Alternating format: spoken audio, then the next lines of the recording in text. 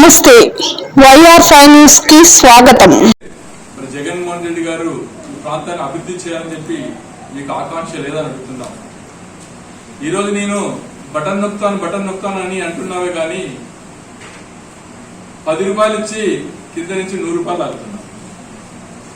ఈరోజు నిత్యావసరాలు తీసుకోండి, 2019లో 60 రూపాయలు మంచినీళ్ళ ఈరోజు 200 రూపాయలు. అదే పప్పు దినుసులు తీసుకోండి, ఆ రోజు 60 రూపాయలు పప్పు దినుసులు ఈరోజు 150 రూపాయలు. ఈరోజు మిరప తీసుకోండి. ఇలా అన్ని నిత్యావసర ధరలు. అంతేకాకుండా ఈ రాష్ట్రంలో ఏ రాష్ట్రంలో లేని విధంగా పెట్రోల్ డీజిల్ ధరలు లీటర్కి 10-12 రూపాయలు అధికంగా ఉన్నాయి. మరి ఈరోజు నువ్వు అదానికి కానీ ఇలా రిలయన్స్ కానీ అదాని విండ్ పవర్ కానీ సోలార్ పవర్ ప్లాంట్ పెట్టుకుంటారంటే వాళ్ళకి 400 కోట్లతో నువ్వు పైప్ లైన్ కమిషన్ల కోసం ఇస్తున్నావు. కానీ మరి మత్స్యకారి ఎత్తిపోతుల పథకాన్ని ఎందుకు కంప్లీట్ చేయాలని చెప్పి మేము ఈ రాయలసీమ వాదులుగా డిమాండ్ చేస్తున్నాం. మరి ఆనాడు చంద్రబాబు నాయుడు గారు ప్రారంభించిన మత్స్యకారి ఎత్తిపోతుల పథకం అయితేనేమి, గుండ్రేవల్ అయితేనేమి, వేదవతి అయితేనేమి, ఆర్డీఎస్ అయితేనేమి, ఇలా అనేక సాగునీటి ప్రాజెక్టులు అయితేనేమి, అలాగే అందరినీవా ఎత్తిపోతుల పథకమేమి, ఇలా అన్ని సాగునీటి ప్రాజెక్టులని తుంగలేక తొక్కి మరి 5 సంవత్సరాలు ఎక్కడ కూడా ఒక ఇటుక కూడా వేయలేదంటే ఇది విధ్వంసక పాలన కాదని అంటున్నాం. అలాగే జగన్మోహన్ రెడ్డి గారు ప్రతి ఒక్కరికి కూడా ఇల్లు నిర్మిస్తామని చెప్పారు. మరి ఆ ఇల్లు ఎవరు ఇచ్చారండి? మరి మోదీ గారు కాదని ప్రశ్నిస్తున్నాం. ఈ రాష్ట్రానికి 30 లక్షలు ఇల్లుని కేంద్ర ప్రభుత్వం శాంక్షన్ చేస్తే మీరు కేవలం జగనన్న కాలనీతో మోసపురులతో ఈ ఎమ్మెల్యేలంతా కూడా ఆ జగనన్న కాలనీలో వాటాల కోసం కేవలం 10 లక్షలు ఉన్న ఎకరా భూమిని 20 లక్షలు 30 లక్షలు శాంక్షన్ చేసుకుని మీరు దీనిలో అవినీతి డబ్బును తీసుకోవడం నిజం కాదని అడుగుతున్నాం.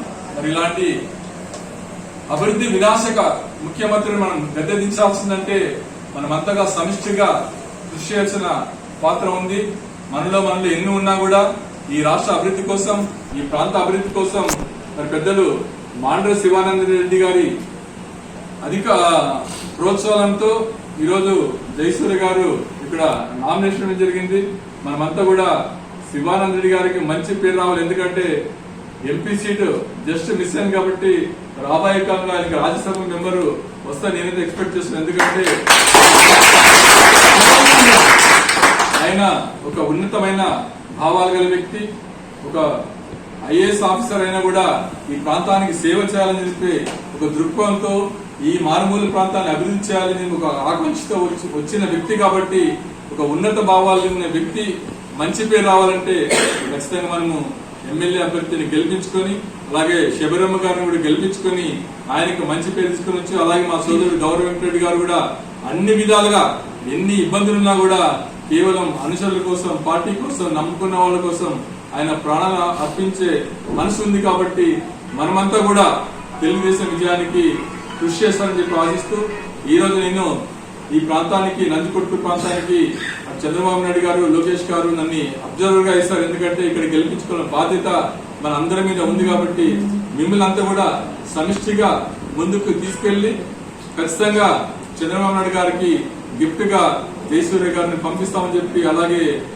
శబరమ్మ గారిని కూడా అత్యధిక మెజారిటీతో ఇక్కడి నుంచి తీసుకెళ్తే ఆవిడ ఎంపీగా గెలిచినందుకు వీలుంటుంది. కాబట్టి మీరంతా కూడా సమిష్టిగా మనలో ఎన్ని ఉన్నా కూడా 3 పార్టీ నాయకులు, కార్యకర్తలు అందరూ కూడా కింద నుంచి అంటే విలేజ్ లెవెల్ నుంచి కూడా టౌన్ లెవెల్ దాకా అందరూ కలిసి పనిచేస్తే సాధించలేని ఏది ఉందని చెప్పి కూడా భావిస్తూ ఈ రోజు ఈ అవకాశం కల్పించిన గౌరవ పెద్దలందరికీ ధన్యవాదాలు చేసుకుంటూ సెలవు.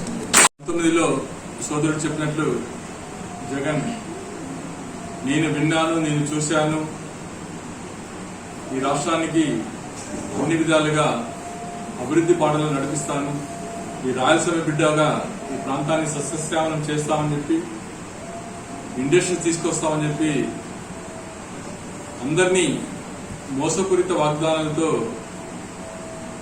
జగన్మోహన్ రెడ్డి గారు ఈ రాష్ట్రాన్ని పూర్తిగా విధ్వంసకర పాలనని, కక్షపూరిత పాలనని మరి ఇలాంటి రాక్షస పాలన అంతమొందించడానికి ఈరోజు పెద్దలు శివానంద రెడ్డి గారి ఆధ్వర్యంలో ఈ నందికోట నియోజకవర్గంలో జయసూర్య గారికి కానీ ఇటు పార్లమెంటరీ అభ్యర్థి అయిన తెలుగుదేశం పార్టీ అభ్యర్థి అయిన శబరమ్మ గారిని మీరు గెలిపించుకోవాల్సిన బాధ్యత మనందరి మీద ఉంది.